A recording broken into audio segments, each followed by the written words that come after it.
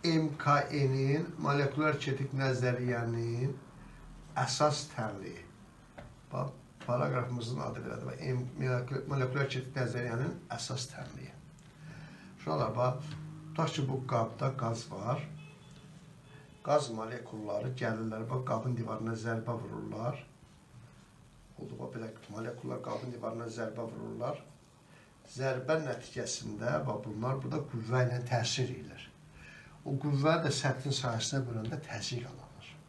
Yəni, qazın təzyiqi, ya da saxlanmaq, qazın təzyiqi qaz molekullarının qabın divarına zərbələrin nəticəsində yaranır. Qazın təzyiqi qaz molekullarının qabın divarına zərbəsi nəticəsində yaranır. Bu təzyiq, uşaqlar, birincisi. Bu təzyiq mütənasibdir. Bu dəyən molekul, qaz molekulun kütləsi ilə. Kütləsi böyük olsa, daha çox impuls verər və təzyiq çox olar. İkincisi, bu təzyiq mütənasibdir molekulların konsentrasiyası ilə. Konsentrasiya çox olsa, çox molekul olsa, çox zərbə dəyəcək, çox impuls verəcək və təzyiq çox böyük olacaq.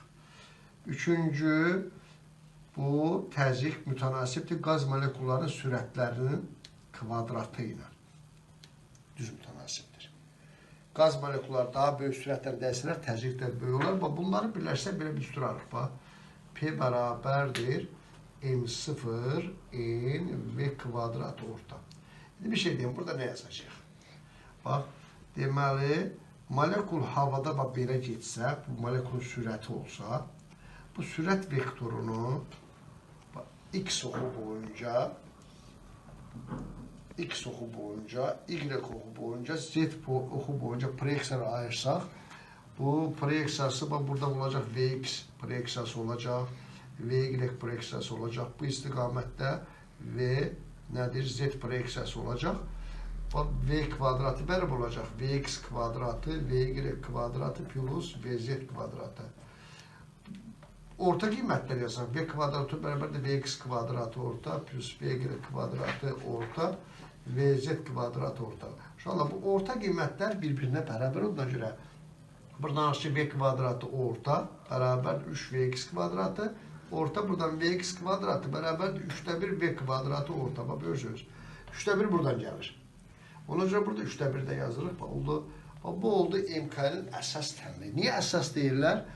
Bu tənliyin sol tərəfindəki kəmiyyət təzyiqdir. Bunu cihazla ölçə bilirik.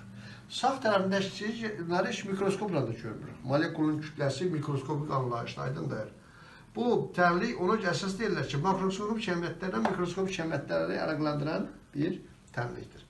Deməli, bu tənliyi başqa formada da yaza bilərik. Baxın, bu tənliyin yazılması başqa formaları hansılardır? Biri belədir, bax, uşaqlar.